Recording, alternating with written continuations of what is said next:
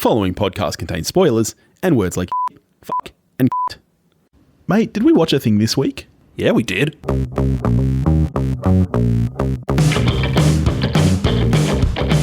Thanks for joining us. Welcome to the podcast. This is We Watched a Thing. I'm Topher, he's Billy. How are you? I'm so good. How are you, my friend? I'm all right. Yeah, we're staying indoors, we're washing our hands, we're doing all that stuff. Saving lives by sitting on the couch. That's the thing I don't understand about the people who are, flouting social distancing. When else in the history of the world, I guess apart from other plagues, have you been able to save the world by sitting on the couch? Honestly. Well, I suppose that were how prevalent were couches in previous. Oh, that's true. I guess you could save the world by sitting on the hay bale. Yeah, exactly. Yeah, that's the thing. We are in such a privileged time with the internet. We can stream all the content we want. You and I can still do our show talking on the line. Like, we're in a pretty amazing time to be alive where we have to stay indoors. I was having this conversation with someone at work a couple of weeks ago where we were talking about people who romanticize, for argument's sake, the time that Emma is set in. Yeah. And we were like, yeah, that really ignores the fact that everyone would have stunk. Yes. And you'd have been cold. I don't think it would have been as nice as these people are imagining. No, even we'll get into the movie proper, but even I watched this with my wife, and when it got to the scene where they're at, a dinner party and two people just are singing a song and everyone is sitting down, it was like, can you imagine going to a party today where people just sing at the piano and you just all stand around and watch them? We did it a bit growing up, but it wasn't the piano, it was the stereo, and we were very drunk. Yeah, that is, it seems an odd concept these days that you would just sit around and watch your friends sing at a party and that would be the entertainment. Yeah, I think it's quite awkward. Yeah. All right. Shall we get into Emma, though, which is what we watched this week? I'd love to. All right. Emma is a 2020 British comedy drama film directed by Autumn de Wilde from a screenplay by Eleanor Catton and is based on 1995's Clueless. Based on, of course, Jane Austen's novel of the same name of 1815. It follows Emma Woodhouse, a young woman who interferes in the love lives of her friends, and it stars Anya Taylor-Joy, Johnny Flynn, Josh O'Connor, Callum Turner, Goth, Miranda Hart, and Bill Nighy. What's it about, Toph? Yeah, well, it's a sort of coming-of-age comedy about a bunch of, as far as I can tell, unemployed English people. In soap operas, where it's like, do any of these people have jobs? Yeah. What does anyone in Emma do? Well, we know that Mr. Martin, he works on the farm. There's a farmer. Yep. There's a farmer. The skateboarder from Clueless, he's a farmer. Yeah. How long? Okay, when did it stop, or did it stop? No, it never stopped. That you were like, okay, this is this person from Clueless. This is the beats I'm hitting from Clueless. So I know that you watched Clueless very recently because we spoke about it on the show. So Clueless was very fresh in your mind. So I'm guessing that it never stopped for you. Actually, and I would say to the film's credit, yes, it did. Oh, really? Really? There came a point where I was like, and I have not read Emma, and I have never seen a screen adaptation of Emma. No, me neither. This was my introduction to straight Emma, if you like. And it probably took half an hour at a guess until I realized at some point that I was just watching Emma. I wasn't watching old-timey Clueless. So here's the thing for me. I'm not sure that ever stopped. And I didn't watch Clueless recently. I watched it after Emma because my wife and I were like, oh, which one should we watch first? Because, we already decided we were going to watch both. And she'd already seen Emma. And so she said, let's watch Emma first. That way Clueless won't cloud you. And when we get to Clueless, you'll be able to think more about how that is as an adaptation, which is a smart way to think about it. Problem is that never really happened for me because even though I haven't seen Clueless in, I guess, at least 15 years, it is so fresh in my mind from watching it 1,010,000 times, in the late 90s. You haven't seen Clueless in 15 years? I reckon I haven't. I might have, but I think there are probably entire scenes of that movie that I could quote word for word without missing a beat because it is so fresh in my mind that it never stopped. And I have to be honest, I really liked Emma. I'll just go out there and say that. I really, really liked this movie. I think it's really good. But there's a little part of me that's like, I don't know if I would think it is as good if I did not have Clueless to reference. Because, I don't like period pieces very often. And so recently my wife and I watched Pride and Prejudice, which is one of her favourites. Again, same as Emma, I'd never seen a version of it at all. Which version did you watch? We watched 2005's with Keira Knightley, which she thinks is the best one. She likes the Colin Firth one as well, but she thinks that the score and cinematography and everything in the 2005 one is better, which it's really nice if you haven't seen it. So I liked it, but I didn't love it. And here's the thing with period pieces.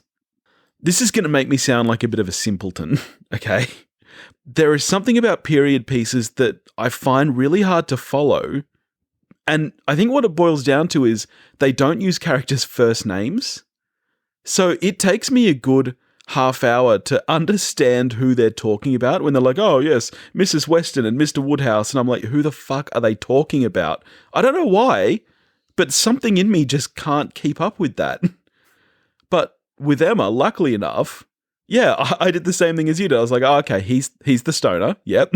Okay. And this is Josh. And I just called Knightley Josh for the entire movie. And that helped me. And they use each other's names a lot. Yes, they do. They do. And it's the same in Pride and Prejudice. There's a lot of, Mrs. Bennet, Mr. Darcy. They say Mr. Darcy about 50,000 times in that film. It's like Leo saying Rose in Titanic. Yes. And you're right, it is the same here. And it's weird that Emma is the only one who seemingly has a first name. Which is then confusing when they call her Miss Woodhouse. But the film does I think it's a quite clever little thing where it starts off with this really slow-paced sequence of her going and looking at flowers, and it's very kind of, in its pacing, that very kind of stately period piece kind of thing. And I was thinking, oh, right, so this is what I'm in for. This is what this is going to be.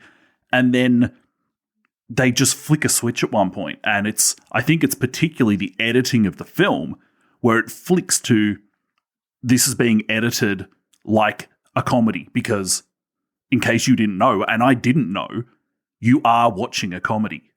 Oh, see, I did know that at least. I knew enough about Emma, again, I guess just because of Clueless.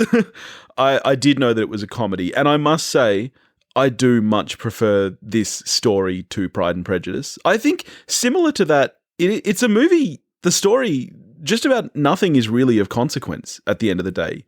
There's no big dramatic stuff going on here. And that's really kind of quite nice at times. It's good.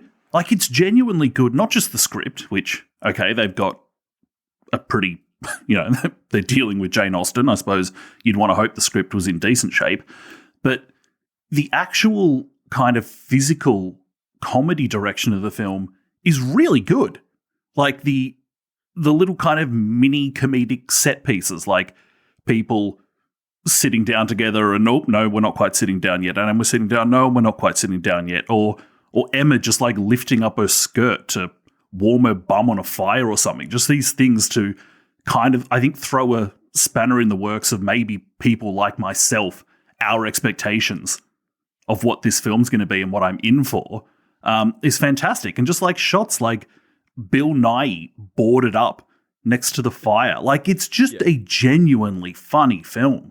It is, and I must say, I think the cast are so good. And this is a film, as you say, none of these people really have jobs or anything. So there's not really a lot of action or meat in that sense. So this really, to me, is a film, like you say, the smaller vignettes.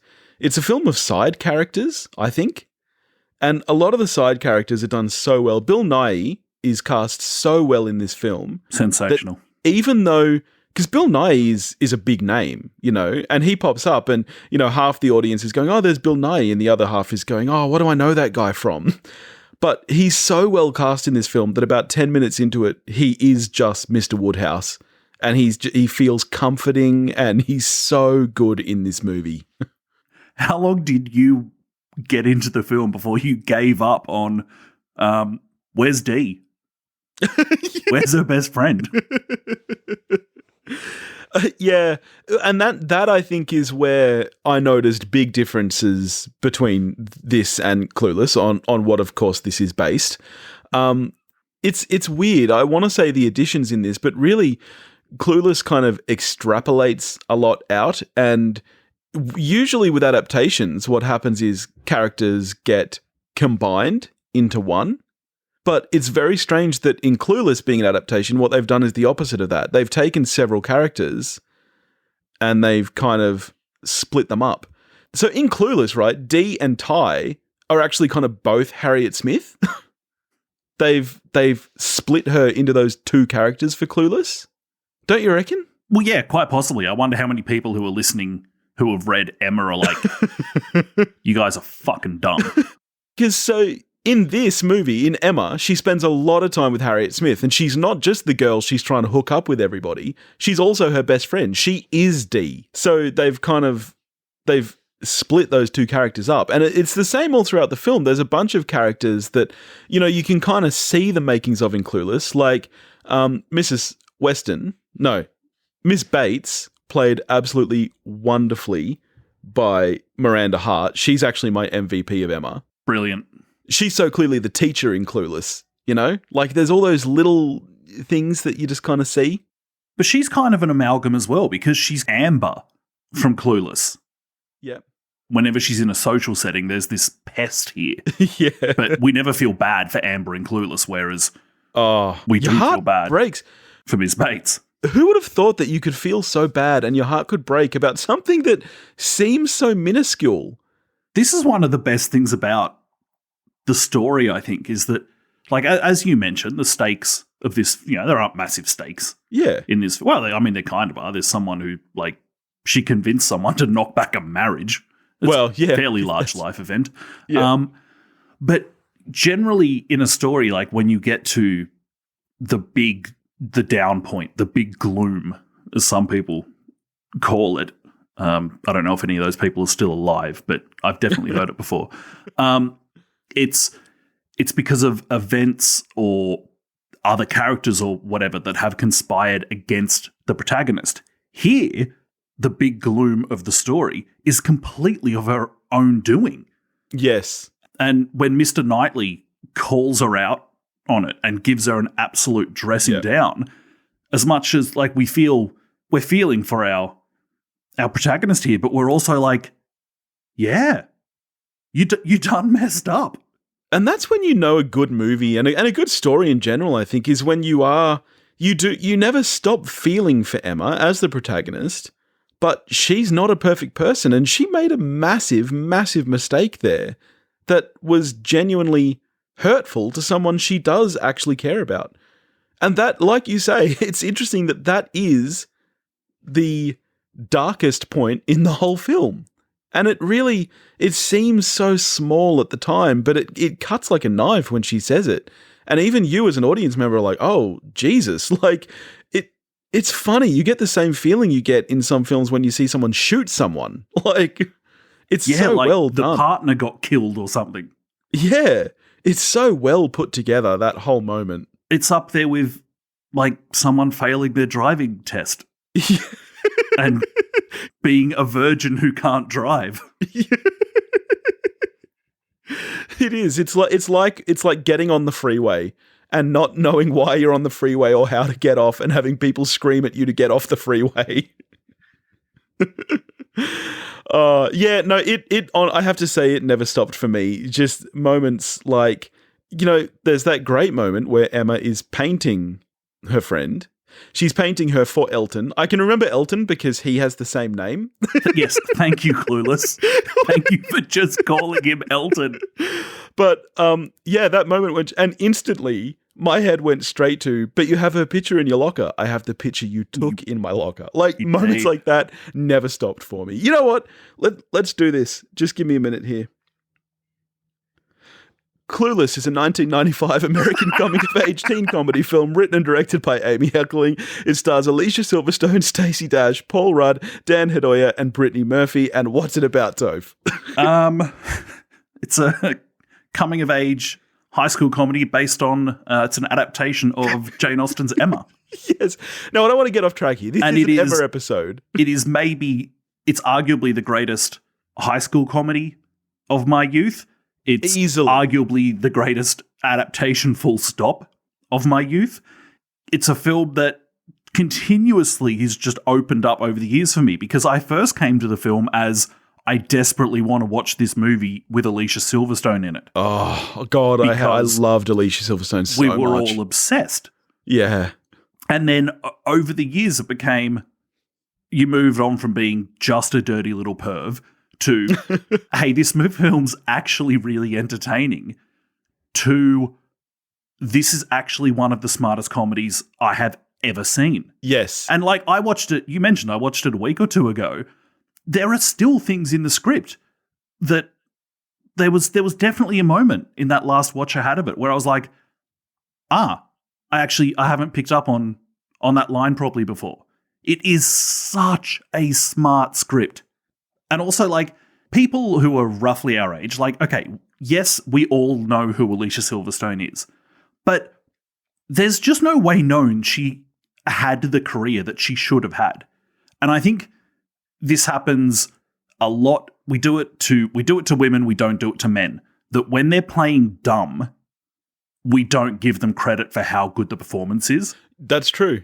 I think there's a kind of, she's probably like that. I think it's been massively underappreciated just how good Silverstone is in Clueless. She's a comic genius in that movie. Her comic timing in that film is so good. Because it's actually hard to do, I think, for a lot of people. Like, yeah, I remember hearing Tina Fey talking about Mean Girls and the casting of the character that Amanda Seyfried plays. She is wonderful in that film. And Tina Fey was saying that invariably the person you get to play the total ditz is actually the smartest person. Yeah. So yay, Amanda, apparently you're smart. Clueless, though, I feel like there must be an entire generation out there for who Rolling with the Homies will forever bring back a special memory. If you hear that song in any setting, your brain goes back to 95 instantly. Absolutely it does. And like the hand movements are there. Yep. And like there's a generation of us who thought that everywhere in LA takes 20 minutes. Yes, I know. Fucking bullshit. So fucking untrue. I was driving in LA last year. 20 minutes gets you fucking 200 meters. Yeah. You lied to me, Clueless. Okay, let's get back to Emma for just a minute, though. Because really, the reason Clueless is such a good adaptation, and I think I realise this now, is that its source material is actually really fucking good, as we were just saying. Like, it's very well written, and it's very quiet, and it is very, very, very funny. Can you maybe... Let's just unpack this little thing a bit, which is like a quibble of the story for me. Okay. Miss Fairfax. Yes, her kind of nemesis. As we will later find out, who's like the nice version of Emma. Yeah.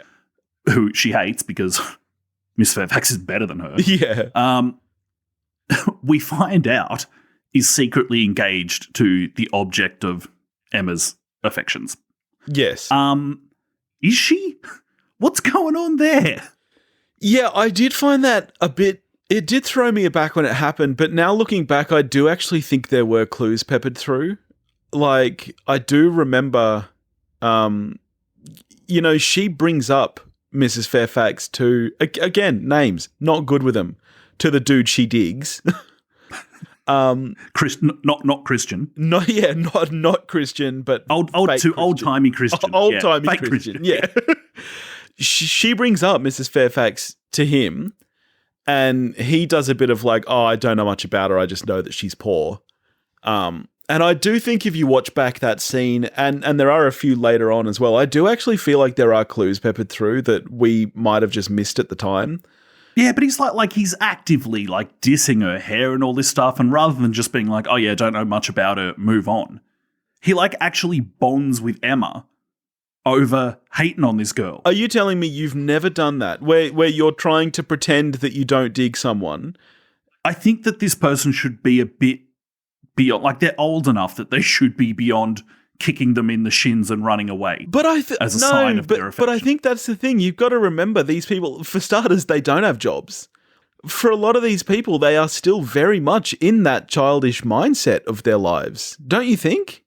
I think it's a bit too childish. I think that there is a reason that this film and this story translated so well to high school with Clueless. And I think that is that the story itself is very sophomoric. It's very childish and teenage in a lot of ways. This is a nitpick for me. I don't buy that dynamic at all. I disagree, mate. I disagree. Well, that's fine. I'm saying I don't buy it. I don't think we've actually really given Anya Taylor-Joy her due credit yet. Speaking of, Alicia Silverstone not getting her credit, I think she's really, really good in this movie. Yeah, we've known for a while that Anya Taylor-Joy is wicked talented. Yes. Split, one of my top movies of 2017 from memory. And indeed, The Witch. Yes. God, I love The Witch. Yeah, she's fantastic. Because, and like, she's playing it, like, of course, we're in a period piece. There's a certain restraint to how a lot of people act around each other. So you can't dial it up to 10 to get across what your character's feeling. So I think there's like genuinely just really good nuance to what she's doing and how she conveys how she's feeling about different people and feeling about certain scenarios. She's like, it happens a lot that the person who, the film is on them tends not to be the showiest performance, and she's not the showiest performance, and she's not necessarily stealing scenes because it's all on her. Yes. But Jesus, she's good. She is fantastic, but you're right, she's not stealing scenes, because I wonder if you feel the same way, because for me, almost every scene was stolen by Johnny Flynn as Knightley. I adored him. To me, it's like people talk about Colin Firth as Mr. Darcy. To me, Johnny Flynn in this film, that's my period piece fantasy. Like, when I dream that I'm a woman in the 1800s being swept off my feet, it's by Johnny Flynn. He was a dreamboat. That's it. But he's not like unreasonably handsome. No. But there's just something about him that is really dreamy. Yes, absolutely. You believe that, because that's the thing. He's not supposed to be super handsome because he's not meant to be the main romance for the majority of the film. Christian. No, he's not Christian. He's not Elton. He's meant to just be kind of like this, like the boy next door, effectively. Like, literally. With sweet chops. Yes, with mad fucking sideboards that just make your pants wet. Wow. And I'm like, oh my God, he was incredible. Not only was he just dreamy, like, he does have to carry, I think, a lot more of the emotional weight in the film, because he is the one who is pining for Emma and is aware of it. Because for the majority, until right at the end when she goes, oh my God, I love Josh, until that moment, she doesn't know. So, yeah, I think a lot of it really does rest on his shoulders, and I think he carried it off exceptionally well. Do you think back in the day, having the superior mutton chops was just a mad alpha move? I mean, like, you just walked into a room and the way you deferred to people was not necessarily by financial standing. It was by the strength of your chops. Well, I don't know if you know this about me, but I rocked some chops for a very long time. Like, now I do the full beard. Right up until maybe, early 20s, I reckon, I had a goatee with just as long chops as I possibly could. And that was a choice. I could have gone full beard, but I really liked just having mad long sideburns. So, yes, well, he's definitely alpha chops in the film. Right up there with the alpha move of Fairfax sliding in behind the piano. Yeah, after Emma's been there and being just dropping the mic on her. Yeah. It's fucking great. That was fantastic. It would be like you showing off your student film, and then Roger Deakins pops up and he's like, oh, I don't know. I guess I can show this. I won awards for that student film, thank you. Okay, sorry, I won award. It's amazing. And you had to thank the people at McDonald's for taking so long to make those tiny little egg McMuffins. without which I may never be tardy. I miss Breckenmeyer. Didn't you have to, speaking of like old-timey Breckenmeyer, didn't you have to dress well to be a farmer in the day? Yeah, I did think that, actually. I did think that Holy was a bit crap. unrealistic.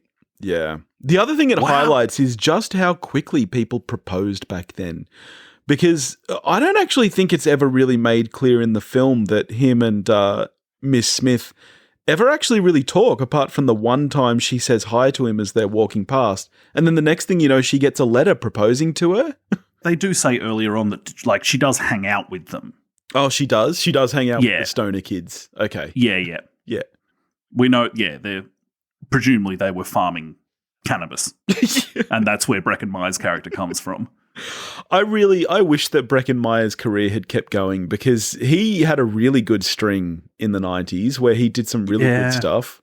There just like wasn't room for all of them. Like not all of him and Seth Green and Jamie Kennedy. They weren't all going to get through, I suppose. Yeah, I know, but I guess I kind of wish that we had kept him and lost some of the like Seth Green. I enjoy, but I mean, yes, we definitely want Seth. Yeah, we all want Seth Green. We all want him to have the best, mainly because he's Oz from Buffy, and we can't have anything less than the best for Oz because he stole our hearts. Is Buffy based on Jane Austen? It could be. Definite parallels with Clueless with Buffy. Oh, definitely. Oh, for sure. I would say probably though more parallels with Clueless than with Emma. Well, neither of us have read it. But it's a stepping stone, I guess. Well, that's true. We don't know how many vampires got cut out of the adaptation. That's true. That's true. Yeah. Maybe this adaptation was really, really bad and we just don't know it because we haven't read the book. Can we talk about the cinematography and production design? I think this is the best looking period piece, maybe outside of The Favourite, that I've ever seen. I think the sets are stunning. Yeah, a lot of those interiors are awesome and make you just sit there going, holy crap, just how much are these people worth? Yeah, but it's mind-boggling. But what's really nice about it is that it's designed in such a way that the establishments, these big houses, they all look really cozy at the same time. Like while they are gigantic and they're filled with stuff, they feel homely, which is unlike a lot of other period pieces where you look at these giant, vast, places and you're like, yeah, well, that's nice, but just think of the cleaning. Whereas here, you could actually see yourself like Bill Nighy just sitting down there by the fire and feeling cozy. But being boarded up because the reality is that they're drafting in fucking cold. Yeah, well, yes. But, I just think the design and cinematography go so well hand in hand together that the shots of the countryside are gorgeous. The beautiful big wide shots, for example, when Emma and the rest of them are exploring Knightley's estate, and there are these big wide shots that are very symmetrical. They're very Kubrick-esque in their framing, this kind of perfect symmetry, and it's really nice.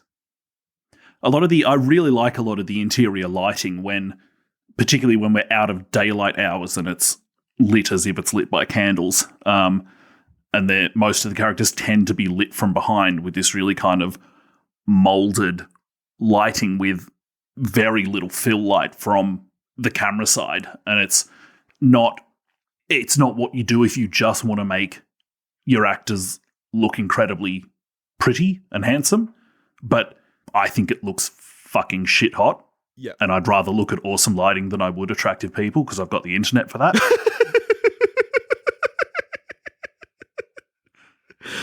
I don't really want to know what you're looking up on the internet, buddy. Mutton chops. I'll just send you some pictures of me in high school, mate. Nice. I do have one little niggle with the film. All right. We all know that Emma, typically adaptations, use classic songs like Rollin' with the Homies, I'm Just a Girl, lots of No Doubt, lots of, We're the Kids in America, really great songs. Mm-hmm. While I enjoyed the pieces of score in Emma, I did not like the songs. And they're very choral, it's lots of people singing. And I think a part of my brain, every time one starts, because they're used a lot with, this is a term I may need to explain, but you'll know what I mean when I say L cuts and J cuts, which means that the music will start, maybe 5-10 seconds before the transition of a scene. And the music is used to kind of herald in the next scene. Whenever that happens with a song, a part of your brain goes, okay, who is singing in the next scene and why? That doesn't actually happen in this film. People aren't singing. It's literally just soundtrack. And a part of my brain is kind of a little bit boggled by that, and I didn't really like the choice. How did you feel about the score and the songs? Don't remember it for shit. Okay, you don't remember a lot of choral singing? No. Lots of oldie folk songs, and I like the songs, I just didn't particularly like their use in the film. No. Okay. Well, good chat. Can I just say how great Paul Rudd is? Like, go for it. I mean, I know he wasn't in Emma, which is a shame. I would have liked if he was. Firstly, he is timeless. Can you believe that Clueless was 25 years old this year? That is staggering. And he still looks like a fucking dreamboat. But he is just so charming. He's just, like, absolutely adorable. Everything about Clueless is amazing. Yeah. It's like going toe-to-toe with Pulp Fiction as, like, most quotable film of the 90s. I have been thinking about shaving my head, Chris Turkleton style. It's the bomb. It's the bomb. I am calling your mother. I've been thinking about shaving it because, like, we can't go to the hairdresser at the like. I'm getting there. At some point, this is just going to go. Well, for some stupid reason here, we can still go to the hairdressers. And even the whole... Yeah, but I'm not going to. No, because you're smart. But even the whole half-hour limit got lifted for some reason. So now, yeah, you're allowed to just go to the hairdresser for as long as you want. I don't know why you would. But yeah, I've been thinking about it for the same reason. Mainly to make me stop touching my face. Because my hair is a little longer than yours. And I do often have to, like, brush it off my forehead. I've been thinking if I shave my head, I won't touch my face as much. Nah, because then you'll just play with your beard. It is fun to play with a beard. That's what they're for. I mean, you do it more than just about anybody I know. Like, I know plenty of bearded people. I don't know anyone who plays with their beard as much as you do. Yeah, it's just the safety blanket that comes with me everywhere. I think I'm done. How are you scoring both of these tremendous films? Clueless is it's a 9 out of 10. Yep. Emma... thoroughly enjoyable for me. I'm a 7 out of 10. Right. Yeah, I'm an 8 with Emma. I think I really, really enjoyed it. And I do question, though, as I said at the start, whether I would still rate it as highly had I not seen Clueless. I think I would have found it a little bit harder to follow just because I'm a little bit of a numpty with period pieces. But I think it is such a great story. It's really funny, really well acted and put together. I'm an 8. Clueless, I'm a 10 because you just... As you said, it's the peak of adaptations for me. It's the peak of 90s teen comedies, of which I love. You know, it's funny. I rewatched 10 Things I Hate About You recently. Another, which clearly inspired by Clueless, you know, taking a classic piece of literature and adapting it for, you know, a high school setting. Not as good as Clueless by any stretch, but pretty good. I don't know why I brought that up. David Krumholtz still holding up in 10 Things? Yeah, he's another one, much like Breckin Meyer. I wish his career had furthered because I really, really like David Krumholtz. It's because Oscar Isaac came along and was just like the better looking David Krumholtz. That is so true. That is really, really true. All right, what are we getting to next week, buddy? Well, there's nothing coming out of the movies. We once again haven't decided, but... We'll figure something. Well, we do. We have... You may or may not remember that when we did our Oscars predictions, I put it out there for listeners to give us their tips and we would reward our winner with giving us a movie to watch. Our friend Anna, who won, has gotten back to us. She's given us 4 choices. So how about I give them to you now and you can pick one that we'll do next week.